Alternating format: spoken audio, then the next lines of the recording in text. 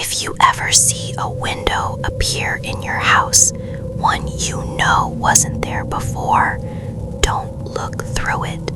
I did, and someone on the other side was already looking back. My name is Michael, and I swear what happened in my house last winter wasn't a hallucination or stress-induced dream. I'm telling this story because someone needs to hear it.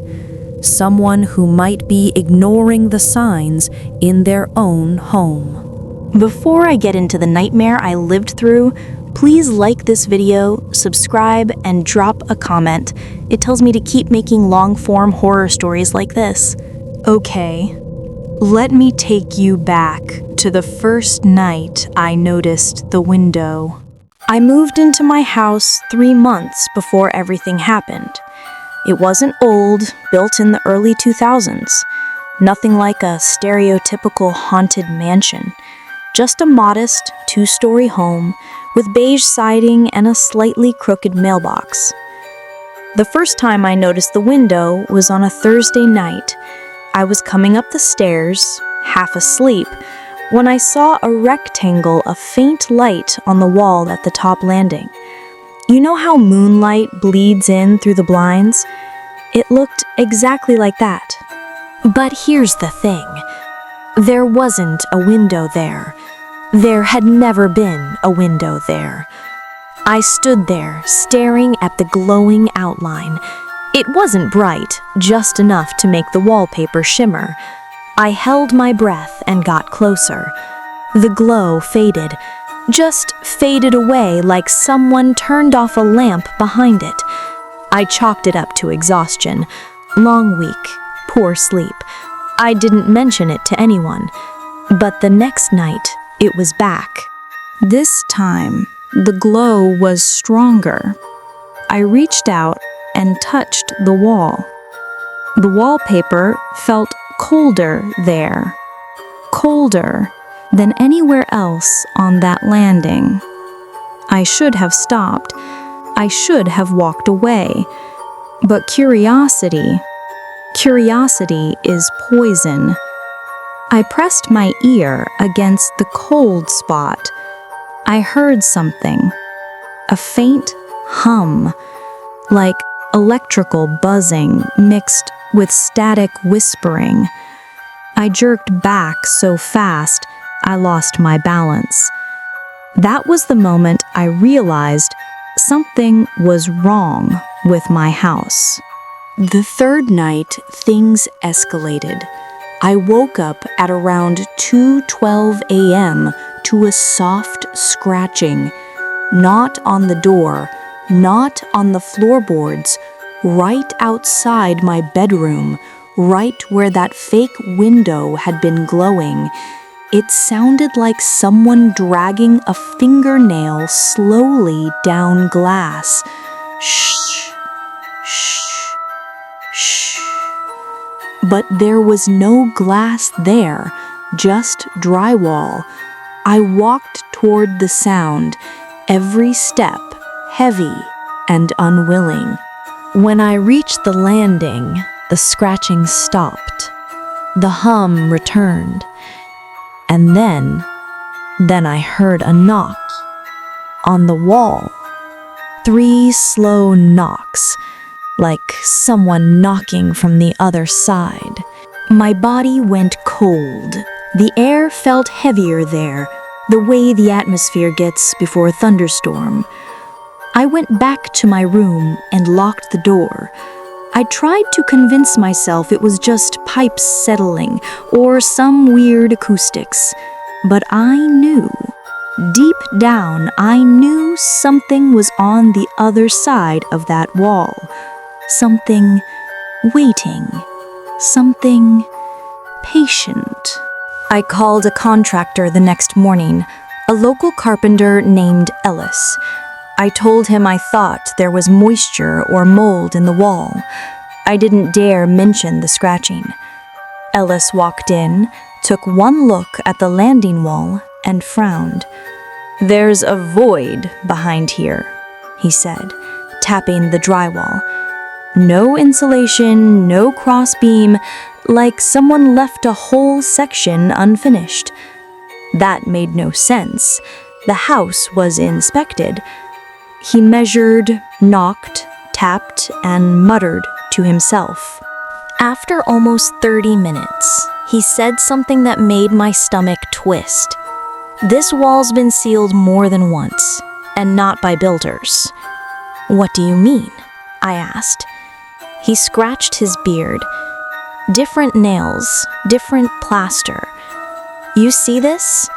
He pointed at the baseboard. This work is newer than the rest of the house.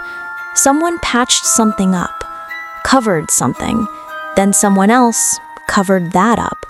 And why would anyone do that? I asked. He didn't answer right away. Then he looked at me, dead serious, and said, "Don't open this wall. Whatever's inside, someone really wanted it closed." He packed up early and left without giving me a quote. That night, the scratching returned, but now it came with breathing. Slow, wet, faltering breathing, right from behind the wall. I couldn't sleep. 2 nights later, things crossed the line into the terrifying. At around 12:30 a.m., I went to get water. As I walked past the landing, something stopped me cold. The window was there. A real physical window. Not fully formed, still faint, still shimmering, but I could see the outline of a white frame, glass, trim. It hadn't been there hours earlier. My heart hammered against my ribs. Against every instinct I had, I leaned toward it. There was something on the other side of the glass. A shape, a shadow. Someone standing there. Someone watching. I squinted, trying to make out details. The figure moved closer, slowly, deliberately. And then something pressed against the other side of the glass. An eye, large, dark, unblinking, staring straight at me. The breath left my lungs. I stumbled backward, hitting the railing. My mouth was open, but no sound came out. The thing behind the glass blinked. Once. Then, with unimaginable speed, it slammed something against the other side. A hand, I think, and the entire landing thudded like a hammer hit it from the inside. I ran to my room and locked myself in until morning. I left work early the next day and went to the county records office. I needed to know everything about my house. The clerk, a tired woman with glasses too big for her face, dug up the property file.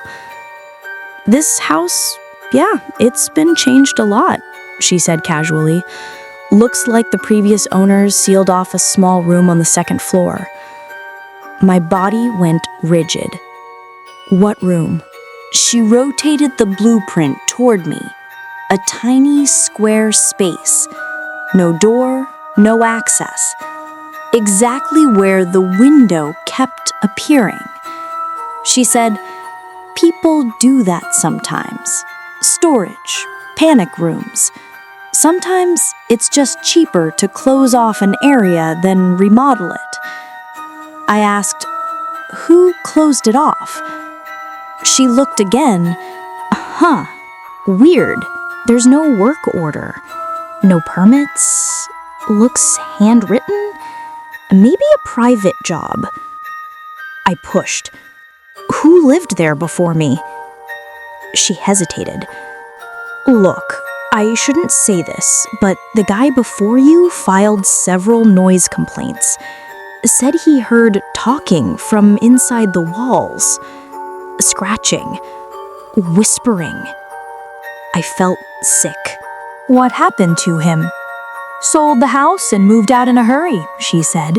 didn't leave a forwarding address. Of course he didn't. Of course he ran.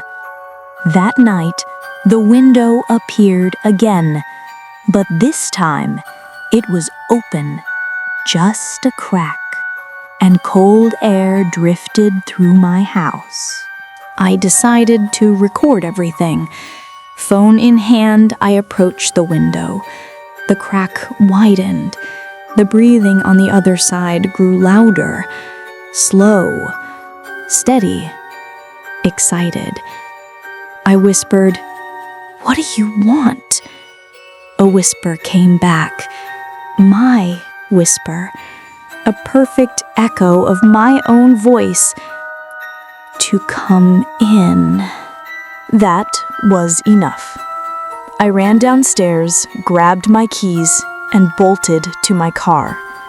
As I pulled away, I looked up at the second-floor landing. There, through the window that shouldn't exist, a pale face was pressed against the glass, smiling. I never went back to that house. I sold it as is. No explanation. Maybe the next owner will hear the scratching.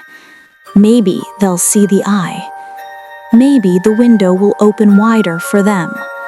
But if you ever see a window appear where there shouldn't be one, don't look through it. If you made it to the end, comment, "Don't open the window," so I know you survived this story.